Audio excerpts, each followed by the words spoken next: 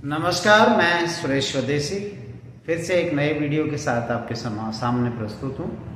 और आज जो हम वीडियो में देखने जा रहे हैं, जिसको स्टडी करने जा रहे हैं, वो है क्लास 8 के लिए जो Rajasthan board of secondary education ने हमारा राजस्थान बुक प्रिस्क्राइब की है, उसका चैप्टर नंबर 7। इस चैप्टर का टाइटल है डेवलपमेंटल प्लान्स, अर्थात विकास के लिए, डेवलपमेंट के लिए जो गवर्नमेंट के द्वारा जो प्लान्स बनाए जाते हैं, योजनाएं बनाई जाती हैं, उन्हीं प्लान के बारे में, उन्हीं प्लान के बारे में हम बात करेंगे इस चैप्टर में। तो चैप्टर आपको ध्यान में आ गया, डेवलपमेंट से रिलेटेड जो प्लान गवर्नमेंट के द्वारा, जो योजनाएं सरकार के द्वारा बनाई जाती हैं, स्कीम्स बनाई जाती है, उन्हीं के बारे में इस चैप्टर में डिस्कस किया गया है। तो चलिए शुरू करते हैं, स्टार्ट करते हैं। चैप्टर जो बिगिन हो रहा है वो वहां से होता है कि गवर्नमेंट जो डेवलपमेंट के जो प्लान बनाती है या योजनाएं जो बनाती है, ये क्यों बनाती है। तो ये बातें अगर हम करने जा रहे हैं तो ये है कि गवर्नमेंट जो है बहुत सारी वेलफेयर एक्टिविटीज करती है। वेलफेयर का मतलब है कल्याण के लिए, पब्लिक के कल्याण के लिए, जनता के कल्याण के लिए, लोगों के कल्याण के लिए बहुत सारी स्कीम्स, प्लान लेकर आती हैं। अब इसका उद्देश्य क्या है? कॉमन गुड ऑफ पीपल, लोगों का भला करना, लोगों का कल्याण करना, लोगों का वेलफेयर करना थ्रू वेलफेयर एक्टिविटीज। इसके लिए वो गवर्नमेंट क्या करती है? वेलफेयर एक्टिविटीज लेकर आती है, कल्याणकारी योजनाएं लेकर आती हैं, कल्याणकारी स्कीम्स लाती हैं, वेलफेयर स्कीम्स लेकर आती हैं। और ये स्कीम्स किससे रिलेटेड होती है? Education, health, agriculture, industry and infrastructure. तो ये बहुत सारे सेक्टर्स हैं, क्षेत्र हैं, जिनसे संबंधित बहुत सारी वेलफेयर स्कीम्स गवर्नमेंट लेकर आती है for the common good of people. तो ये ध्यान देने की बात है। तो शिक्षा के क्षेत्र में बहुत सारी स्कीम्स है, हेल्थ यानी स्वास्थ्य के क्षेत्र में बहुत सारी स्कीम्स है, एग्रीकल्चर यानी खेती के संबंधित बहुत सारी स्कीम्स है, इंडस्ट्री से रिलेटेड बहुत है, इंफ्रास्ट्रक्चर यानी रोड, इलेक्ट्रिसिटी, पोर्ट्स, एयरपोर्ट्स, ये बहुत सारी जो बेसिक्स हैं उनसे संबंधित, आधारभूत ढांचे से संबंधित जो योजनाएं हैं वो लेकर आती है।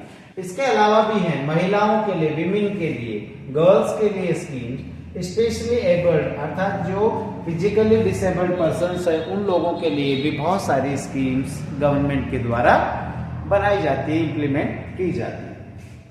स्टेट गवर्नमेंट चूंकि हम हमारा राजस्थान बुक पढ़ रहे हैं, तो हमारा राजस्थान में स्टेट गवर्नमेंट का मतलब है government of Rajasthan alone with the central government. तो सेंट्रल गवर्नमेंट का मतलब भारत सरकार, गवर्नमेंट ऑफ इंडिया। तो गवर्नमेंट ऑफ इंडिया के साथ मिलकर के जो राजस्थान सरकार है वो बहुत सारी स्कीम्स, मैनी स्कीम्स को एग्जीक्यूट करती है, लागू करती है, बहुत सारी पॉलिसीज को लागू करती है, बहुत सारे प्रोग्राम्स या प्लान्स लेकर आती है।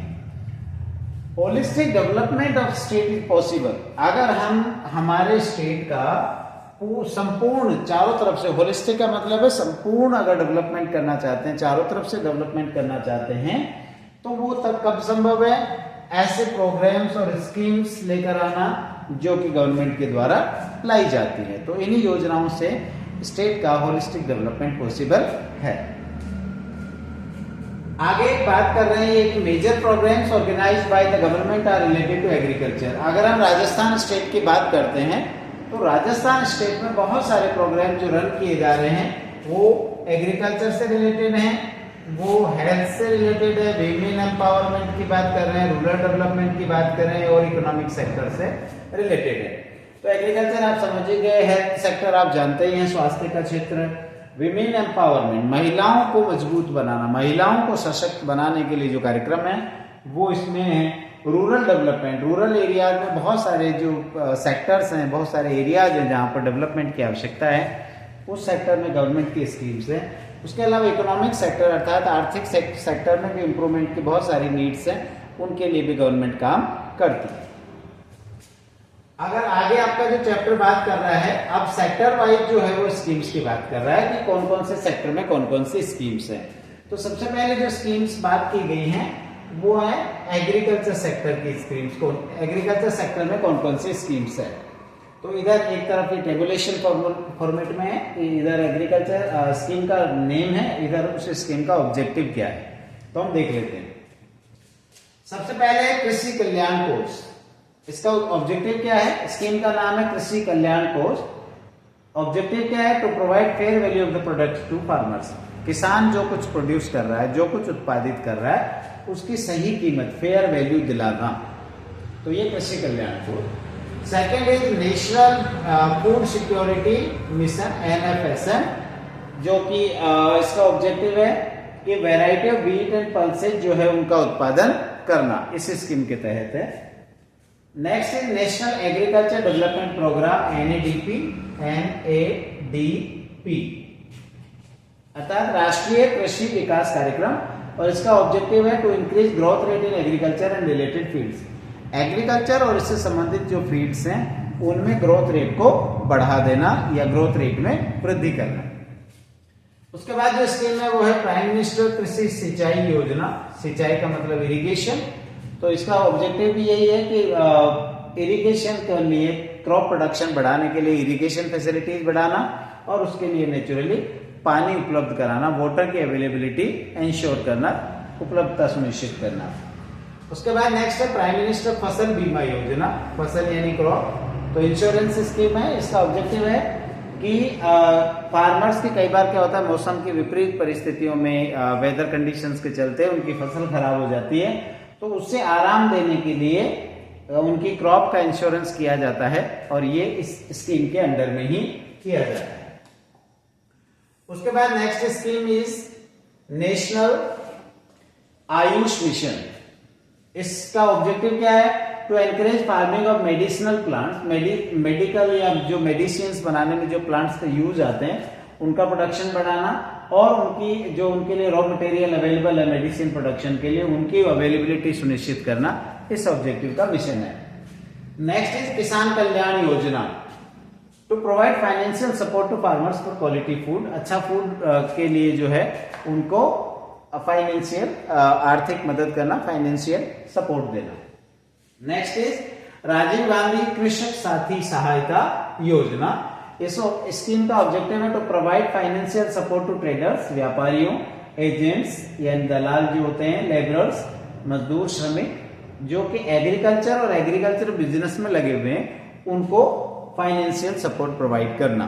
तो ये थी मेजर एग्रीकल्चरल स्कीम्स।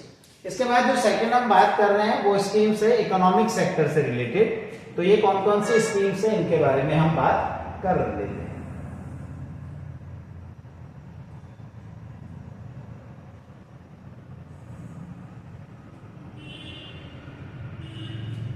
यहां पर जो पहली स्कीम है वो है भामाशाह रोजगार सृजन योजना। इस स्कीम का ऑब्जेक्टिव है to generate opportunities of self employment for educated and unemployed youth, women, scheduled caste, scheduled tribes and specially abled people. अर्थात जो पढ़े लिखे बेरोजगार अनएम्प्लॉयड जो यूथ हैं, युवा व्यक्ति हैं, महिलाएं हैं, विमेन हैं, शेड्यूल्ड कास्ट, शेड्यूल्ड ट्राइब और स्पेशली एबल्ड जो लोग हैं, उनको सेल्फ एम्प्लॉयमेंट अर्थात स्वरोजगार, खुद के एम्प्लॉयमेंट के लिए अवसर प्रदान करना या अवसर उत्पन्न करके उपलब्ध करवाना। नेक्स्ट स्कीम है पंडित दीनदयाल उपाध्याय, पंडित दीनदयाल उपाध्याय, पंडित दीनदयाल उपाध्याय ग्रामीण कौशल योजना। इस स्कीम का जो ऑब्जेक्टिव है वो है to eliminate poverty through skill development in rural youth. जो गांव के जो युवा वर्ग है, गांव के जो युवा व्यक्ति हैं, उनकी पॉवर्टी अर्थात उनकी गरीबी को हटाना। कैसे हटाना? स्किल डेवलपमेंट अर्थात उन युवाओं को स्किल्स सिखा करके, स्किल्स की ट्रेनिंग प्रोग्राम चला करके उनको स्किल्ड बनाना, और उसके थ्रू उनको एम्प्लॉयमेंट में, उनको रोजगार में लगाना, रोजगार एम्प्लॉयमेंट क्रिएट करना, और इस तरीके से फाइनली उनको गरीबी से बाहर निकालना। ये इस स्कीम का ऑब्जेक्टिव है। उसके बाद अगर हम बात करते हैं तो नेक्स्ट स्कीम इज मुख्यमंत्री युवा संबल योजना। मुख्यमंत्री युवा संबल योजना, इस स्कीम का ऑब्जेक्टिव क्या है? टू गिव एम्प्लॉयमेंट, सॉरी ये unemployment allowance to the educated youth for 2 years, ये FOR है। अर्थात जो बेरोजगार व्यक्ति हैं उनको बेरोजगारी भत्ता देना कब तक? जो एजुकेटेड लोग हैं, जिन्होंने एजुकेशन जो ले ली है और अभी भी उनको एम्प्लॉयमेंट नहीं मिल पाया, उनको अलाउंस देना, अनएम्प्लॉयमेंट अलाउंस देना, कब तक? फॉर 2 ईयर, 2 साल तक उनको बेरोजगारी भत्ता प्रदान करना। उसके बाद अगली स्कीम है भामाशाह योजना या भामाशाह स्कीम के नाम से जानी जाती है, और इसका जो ऑब्जेक्टिव है वो है to transfer financial and non financial benefits directly to the needy. जो आवश्यकता वाले व्यक्ति है, नीडी पीपल है, उनको जो है फाइनेंशियल और नॉन फाइनेंशियल जो बेनिफिट्स है वो उनको उपलब्ध करवा। उसके बाद जो स्कीम्स हैं वो रिलेटेड है हेल्थ सेक्टर। हेल्थ सेक्टर से रिलेटेड कौन कौन सी स्कीम्स हैं वो देख लेते हैं। तो यहाँ पर जो सबसे पहले स्कीम आ रही है वो है राजस्थान जननी सुरक्षा योजना। जननी का मतलब the mother who is giving birth to a child. तो to reduce maternal and child mortality rate. Mortality rate का मतलब है मृत्यु दर, अर्थात पर 1000 की पॉपुलेशन या पर 1000 के बर्थ पे कितने बच्चों की डेथ हो जाती है, वो है चाइल्ड मोर्टेलिटी रेट। तो उसको कम करना, और साथ में मैटरनल मोर्टेलिटी रेट, माँ जैसे बच्चों को जन्म के समय माताओं की मृत्यु हो जाती है, तो उस रेट को भी रिड्यूस करना। तो ये इस जो राजस्थान जननी सुरक्षा योजना है, इसका ऑब्जेक्टिव है कि मैटरनल और चाइल्ड मोर्टेलिटी रेट को रिड्यूस करना या कम करना। उसके बाद next scheme is Asha Sahyogini. Asha Sahyogini, इसका ऑब्जेक्टिव क्या है? Safe delivery of pregnant women, health checkup to provide nutrition and nutritional supplements at home. Safe delivery, जो प्रेग्नेंट वीमेन है उनकी जो है सेफ डिलीवरी को सुनिश्चित करना, अर्थात उनका बच्चा जो है सुरक्षित रूप से जन्म ले और वो खुद भी सुरक्षित रहे, बच्चा भी सुरक्षित रहे, जच्चा बच्चा दोनों सुरक्षित रहे। इसके लिए हेल्थ चेकअप करवाना, प्रूव्ड जो उनके लिए जो न्यूट्रिशन रिक्वायर्ड है वो उपलब्ध करना, उसके चेकअप करना, न्यूट्रिशनल सप्लीमेंट्स क्या चाहिए वो उनको घर पे ही उपलब्ध करवाना। ये सभी जो काम है वो आशा सहयोगिनी स्कीम के अंडर में आशा के द्वारा दिया जाता है। Asha is the worker that helps in completion और इम्प्लीमेंटेशन ऑफ दीज थिंग्स। इन योजनाओं को पूरा करने में हेल्प करती है। अगला जो कार्यक्रम है वो है national health mission, NHM। Universalization, इसका ऑब्जेक्टिव है universalization of equitable, affordable and quality health services. जो क्वालिटी हेल्थ सर्विसेज हैं, अफोर्डेबल हैं, इक्विटेबल है, जो सबको बराबर मिले, अफोर्डेबल जिसको हर कोई अफोर्ड कर सके। क्वालिटी हेल्थ सर्विसेज जो है वो रूरल और अर्बन हेल्थ सिस्टम को स्ट्रॉन्ग बनाने के लिए प्रोवाइड की जाए। ये पूरा का पूरा ऑब्जेक्टिव NHM के अंडर में काम कर रहा है। उसके बाद एक अगली स्कीम है Janani express. Janani express scheme का उद्देश्य है to provide transportation facility to pregnant women and new born child from home to hospital and from hospital to home. तो यहाँ इसका सीधा सा है कि जो बच्चा जो जन्म हुआ है उस बच्चे को, जो प्रेग्नेंट वीमेन को अगर हॉस्पिटल ले जाना है, घर से हॉस्पिटल तक लेकर जाना है, तो गवर्नमेंट की तरफ से जो है ट्रांसपोर्टेशन की फैसिलिटी उपलब्ध करवाई जा रही है, और जन्म के बाद बच्चे को और माँ को घर लेकर आना का काम भी इसके द्वारा किया जा रहा है, इस स्कीम के अंडर में किया जा रहा है। उसके बाद जो नेक्स्ट स्कीम है वो है आयुष्मान भारत। आयुष्मान भारत स्कीम का ऑब्जेक्टिव क्या है? To provide cashless treatment facilities to socially and economically backward classes in private and government hospital. राज्य के, स्टेट में जितने भी गवर्नमेंट और प्राइवेट हॉस्पिटल्स हैं, जो एमपैनल्ड किए हुए प्राइवेट हॉस्पिटल, उन सब में जो इकोनॉमिकली और सोशली बैकवर्ड क्लासेज हैं, बैकवर्ड पिछड़े वर्ग हैं आर्थिक और सामाजिक रूप से, उनको कैशलेस ट्रीटमेंट प्रोवाइड करना, अर्थात उनको बिना पैसे दिए उनको इलाज की सुविधा प्रदान करना इस स्कीम के अंदर तय हुआ है। नेक्स्ट स्कीम इज मुख्यमंत्री निशुल्क दवा योजना, इंग्लिश में कहेंगे chief ministers free medicine scheme. तो इस स्कीम के अंडर में जो है क्या है कि मैक्सिमम यूज मेडिसिन और मैक्सिमम, जिन दवाओं का सर्वाधिक उपयोग होता है, मैक्सिमम यूज आती हैं हॉस्पिटल्स में, वो राजस्थान में, उनको फ्री ऑफ कॉस्ट प्रोवाइड करना, और साथ में जो डायग्नोस्टिक टेस्ट है, कुछ टेस्ट जो है सरकार के द्वारा उस लिस्ट में डाले गए हैं, वो टेस्ट भी जो है फ्री ऑफ कॉस्ट जो है लोगों को उपलब्ध करवाए गए हैं सरकार के द्वारा मुख्यमंत्री निशुल्क दवा योजना के अंतर्गत। इसके बाद जो स्कीम का सेक्टर आया है वो है विमेन एम्पावरमेंट, अर्थात महिलाओं के सशक्तिकरण के लिए जो योजनाएं बनाई गई है राजस्थान में वो कौन कौन सी है। तो अगर हम इन स्कीम्स की बात करते हैं तो ये स्कीम्स हैं बेटी बचाओ बेटी पढ़ाओ योजना या स्कीम। इसका ऑब्जेक्टिव क्या है? To stop female foeticide and encourage girl education, अर्थात राजस्थान में एक कुप्रथा मध्यकालीन राजस्थान में चल पड़ी थी कि जो है बालिकाओं के जन्म के साथ ही उनकी हत्या कर दी जाती थी, जिससे फीटिसाइड, और खास करके गर्भावस्था में ही उनका जो है हत्या कर दी जाती थी, तो भ्रूण हत्या के नाम से इसे हम जानते हैं। तो इसको बंद करना और साथ में जो गर्ल एजुकेशन है, लड़कियों को पढ़ाने की तरफ जो है माता पिता का, सोसाइटी का ध्यान आगे करते हुए उनको एजुकेशन के लिए भेजना, ये सब इसका ऑब्जेक्टिव है। अगली जो स्कीम है वो है स्वावलंबन योजना। स्वावलंबन योजना का ऑब्जेक्टिव क्या है?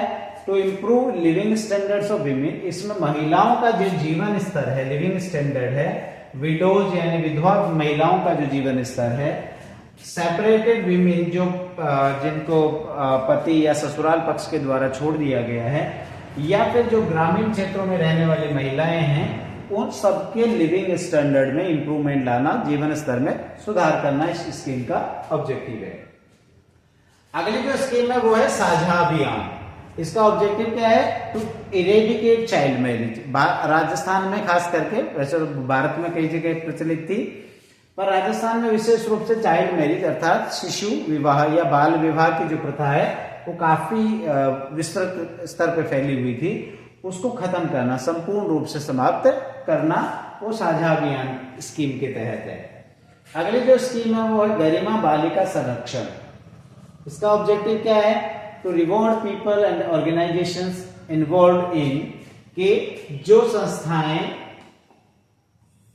संस्थाएं गर्ल चाइल्ड को प्रोटेक्ट करने की तरफ से काम कर रही है, उन लोगों को, उन संस्थाओं को जो है रिवॉर्ड दिया जाना, वो गरिमा बालिका संरक्षण स्कीम के तहत किया जाता है। अच्छा, इस स्कीम का पूरा नाम है गरिमा बालिका संरक्षण एवं सम्मान योजना। तो इस योजना के तहत जो बालिका या गर्ल चाइल्ड को प्रोटेक्ट करने के लिए जो भी व्यक्ति या संस्था काम करती है उसको सम्मानित करना। अगली जो स्कीम है वो है मुख्यमंत्री राष्ट्रीय योजना। इस योजना का ऑब्जेक्टिव है, इस स्कीम का ऑब्जेक्टिव है to improve status of education and health among girls. Girls जो हैं उनकी एजुकेशन और उनकी हेल्थ को इम्प्रूव करना, उनकी हेल्थ और एजुकेशन को इम्प्रूव करना मुख्यमंत्री राष्ट्रीय योजना का उद्देश्य है। उसके बाद है इंडिया महिला शक्ति फंड बनाया गया, IM शक्ति फंड के नाम से है ये। तो इस स्कीम का या इस फंड का ऑब्जेक्टिव है कि महिलाओं को आत्मनिर्भर बनाना, सेल्फ रिलायंट बनाना। किस तरीके से बनाया जा सकता है? उनको सेल्फ हेल्प ग्रुप, स्वयं सहायता समूह गठित करके उनको वित्तीय मदद करना और उनको आत्मनिर्भरता की ओर आगे बढ़ाना। वो IM शक्ति फंड जो है, इंडिया महिला शक्ति फंड जो है, उसका उद्देश्य है। उसके बाद जो है रूरल डेवलपमेंट की स्कीम्स है। ग्रामीण क्षेत्र के विकास के लिए क्या क्या योजनाएं हैं वो देख लेते हैं। तो सबसे पहले है मुख्यमंत्री आदर्श ग्राम पंचायत योजना। इसका ऑब्जेक्टिव क्या है? In addition to the development of democratic values of the objective of this programme, एक ऑब्जेक्टिव जो इसका है वो तो ये है कि गांव में डेमोक्रेटिक वैल्यूज का डेवलपमेंट करना, और उसके साथ साथ ये भी है कि ग्रामीण एरिया में एग्रीकल्चर, एजुकेशन, एनवायरनमेंट आदि सेक्टर्स का जो गांव सेलेक्ट किए जाते हैं, इसमें उनका चयन किया जाता है, और चयनित गांवों का जो है एग्रीकल्चर सेक्टर, एजुकेशन और एनवायरनमेंट सेक्टर में उनके डेवलपमेंट का काम करना। अगली जो स्कीम है वो है स्वच्छ भारत अभियान। इसका ऑब्जेक्टिव है हमारे कंट्री को जो ओपन डिफेकेशन फ्री करना, ODF फ्री करना, अर्थात खुले में शौच से मुक्त करना, इसका उद्देश्य है। और जो कलेक्शन एंड डिस्पोजल ऑफ जो वेस्ट है उसको भी फ्री करना, यानी उसमें भी सुधार करके स्वच्छता की तरफ ध्यान बढ़ाना। अगली जो स्कीम है वो है अटल भारत योजना। अटल भारत योजना अटल भारत योजना का ऑब्जेक्टिव क्या है कि जो भारत में जो जल भूमिगत जल है, ग्राउंड वाटर जो है, उसको हम अनप्लान्ड वे में बाहर निकालते हैं, जिससे जो वाटर टेबल है या जल की जो सतह है वो धीरे धीरे जल स्तर नीचे जा रहा है।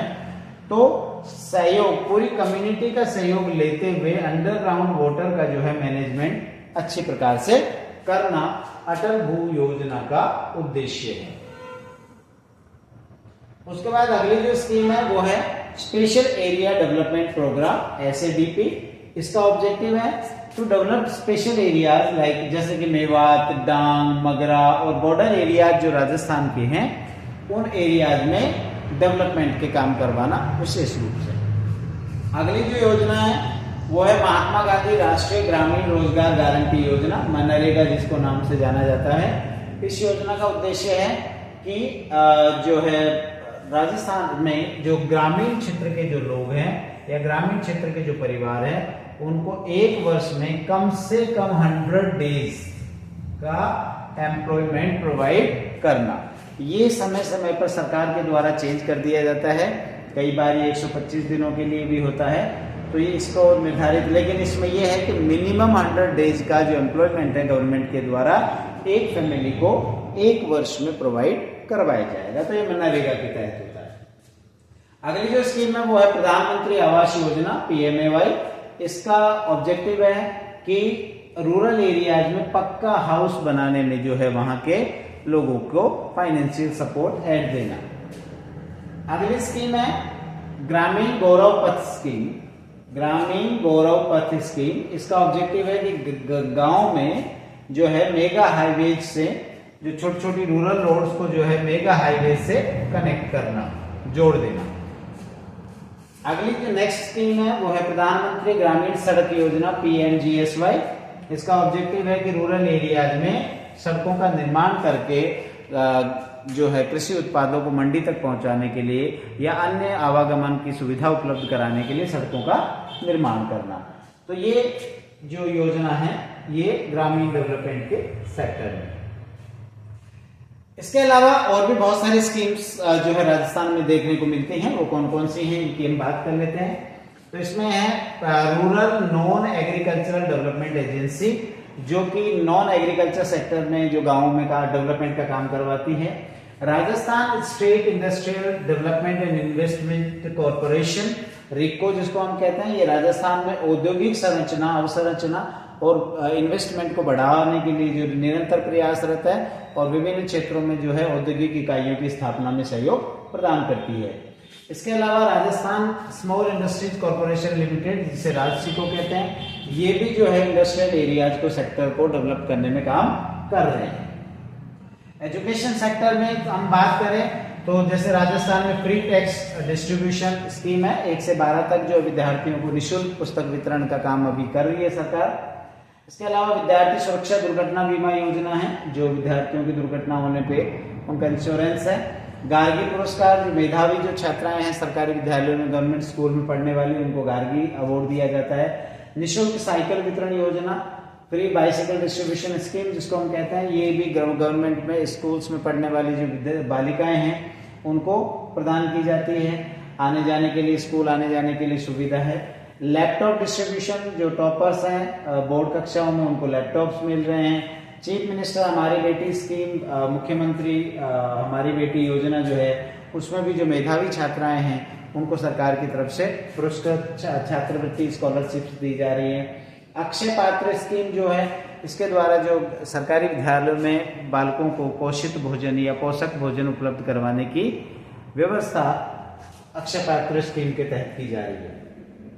स्टेट गवर्नमेंट जो है आगे जो चैप्टर कह रहा है वो ये कह रहा है कि ओवरऑल डेवलपमेंट जो है किसका, ओवरऑल डेवलपमेंट किसका, जो सोसाइटी के वीक और मार्जिनलाइज क्लासेज है समाज की, अर्थात जो किनारे पे रहती हैं, गरीब तबका है, उसके ओवरऑल डेवलपमेंट के लिए सरकार विशेष ध्यान दे रही है। In order to achieve this objective, और इस उद्देश्य की प्राप्ति के लिए एक योजना है अनुप्रति स्कीम, वो काम कर रही है। उसके अलावा भी और बहुत सारी स्कीम्स हैं, जैसे कि पोस्ट मैट्रिक स्कॉलरशिप स्कीम, 10वीं के बाद की कक्षाओं के लिए विद्यार्थियों को छात्रवृत्ति, विडो रिमैरिज एनकरेजमेंट स्कीम, इसमें भी जो है अगर कोई विधवा विवाह या किसी विधवा से विवाह करता है तो उसके लिए पुरस्कार राशि दी जाती है। सहयोग एवं उपहार योजना, तो ये इसी का है एनकरेजमेंट स्कीम, सहयोग एवं उपहार योजना। ओल्ड एज पेंशन स्कीम्स हमारे यहाँ पर सरकार के द्वारा चलाई जा रही है और वर्तमान में लगभग 1150 रुपए की पेंशन अलग अलग आयु वर्ग के हिसाब से तय की गई है। मुख्यमंत्री एकल नारी पेंशन स्कीम, जो एकल महिलाएं हैं उनके लिए भी पेंशन स्कीम सरकार के द्वारा चलाई गई है। मुख्यमंत्री विशेष योग्यजन सम्मान पेंशन स्कीम, जो विशेष योग्यजन हैं अर्थात जिनको शारीरिक रूप से विकलांग जो व्यक्ति हैं उनके लिए सरकार की तरफ से पेंशन स्कीम है, ये भी चल रही है। राजस्थान जन आधार स्कीम 2019, ये सरकार के द्वारा इसलिए चलाई गई है ताकि जो पब्लिक वेलफेयर की स्कीम्स है राजस्थान के लोगों को, उनका लाभ उनको इजी, कन्वीनियंट और ट्रांसपेरेंट तरीके से मिल पाए, इसके लिए ये राजस्थान जन आधार स्कीम 2019 चलाई गई थी। इस स्कीम में bonafide families of the state, Rajasthan के जो मूल निवासी हैं उनको जो है जनाधार कार्ड बनता है, उनका जनाधार कार्ड बनाया जाता है और इस कार्ड को जो है गवर्नमेंट की जितनी भी स्कीम्स और फैसिलिटीज है उनको अवेल करने के लिए, उनको प्राप्त करने के लिए प्रयोग किया जा सकता है। It can also be sorry वो थोड़ा सा इट का चेंज है। It is also use to identity proof, ये एक पहचान पत्र के रूप में भी यूज होता है और एड्रेस प्रूफ के रूप में भी यूज आता है जन आधार। अब सस्टेनेबल डेवलपमेंट गोल्स की बात करें तो ये क्या है, तो सस्टेनेबल डेवलपमेंट गोल्स हैं कि यूएनओ के द्वारा, यूनाइटेड नेशंस ऑर्गेनाइजेशन के द्वारा 2015 में वर्ल्ड के डेवलपमेंट के लिए कुछ एसडीपी गोल्स डिसाइड किए गए थे, 2030 तक अचीव करने का टारगेट रखा गया था। इसका जो प्लान का जो उद्देश्य था उसमें यह था कि किसी भी प्रकार की गरीबी विश्व में जहां भी वर्ल्ड में जहां भी होगी उसको खत्म किया जाना चाहिए। तो इसके लिए 17 गोल्स डिसाइड किए गए थे इस एजेंडा में और ये 17 गोल्स कब तक इनको अचीव करना था, बाय 2030। तो ये गोल कौन कौन से थे, ये जो गोल्स हैं, उद्देश्य जो थे इस एसडीपी 2030 के, वो हैं नो पॉवर्टी अर्थात गरीबी का पूरी तरीके से पूरे विश्व से निराकरण करना या उसका इरेडिकेशन करना, जीरो हंगर, तो 2030 तक ये होना चाहिए कि विश्व में कोई भी व्यक्ति भूखा नहीं रहे। गुड हेल्थ एंड वेलबींग, अच्छा स्वास्थ्य रहना चाहिए, स्वस्थ रहने चाहिए। क्वालिटी एजुकेशन सबको प्राप्त होनी चाहिए। जेंडर इक्वलिटी होनी चाहिए। क्लीन वाटर एंड सैनिटेशन सबको मिले, स्वच्छ पानी और सफाई। Affordable and clean energy, energy के सोर्सेज खूब अच्छे से होने चाहिए, सस्ती दरों पे सबको उपलब्ध हो पाए, और साथ में क्लीन एनर्जी, प्रदूषण फैलाने वाली, पॉल्यूशन फैलाने वाली एनर्जी नहीं।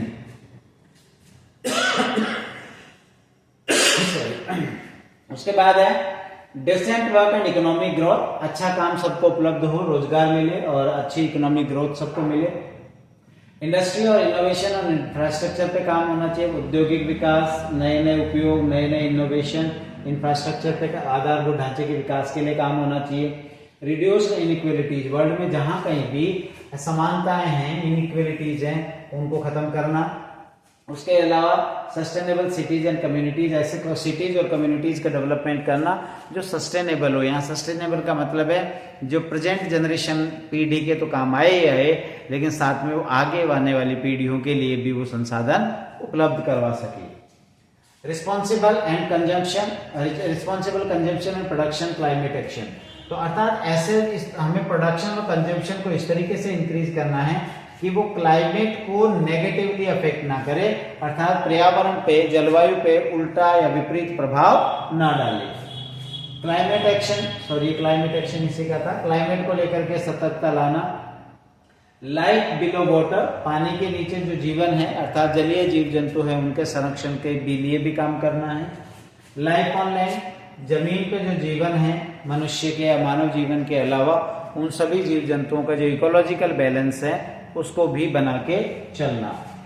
अगला है पीस जस्टिस, अर्थात सभी जगह शांति हो, न्याय हो और उसकी स्थापना के लिए मजबूत संगठनों की स्थापना की जाए। अब जो संगठन चल रहे हैं यूएनओ जैसे, उनको और ज्यादा स्ट्रॉन्ग बनाना।